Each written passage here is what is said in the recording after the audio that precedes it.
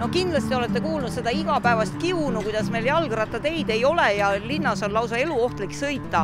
Aga on ka asja teine pool, kui palju meil üldse neid jalgrattureid on, seda vist siiani ei tea küll mitte keegi, kuid nüüd on hakatud seda välja selgitama. On alustatud üks selline väga tervendav ja tervistav ja tubli projekt nagu jalgrattateede mahamärkimine linna keskkonnas, just siin kesklinna piirkonnas. Et minu meelest on see üks väga äge projekt. Ma olen ise ka jalgrattur ja ega ma siin linna keskel ikka väga vilkalt ei tahaks liikuda, et siin on suhteliselt ohtlik.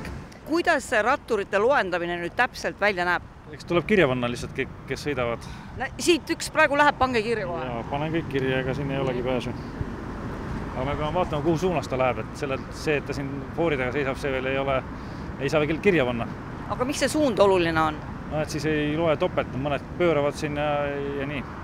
Aga selle eesmärgiks on ikkagi välja selgitada, kui palju inimesed rattaga sõidavad, kuhu tuleks neile teid rajada. Tallinna strateegiakeskus monitoorib jalgrattaliiklust ja kuna nüüd me korraldame Tallinnasse kiired rattateid, ehk linn ehitab kiired rattalahendused, siis me praegult loendame rattureid ja ka sügisel, siis kui juba need rattateed valmis on.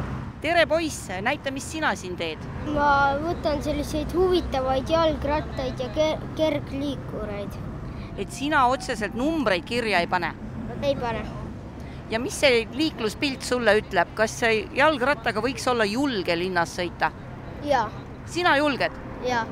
Sõitke siis usinalt linnas rattaga, ehk toob see kaasa kiiremini nii vajalike rattateede rajamise.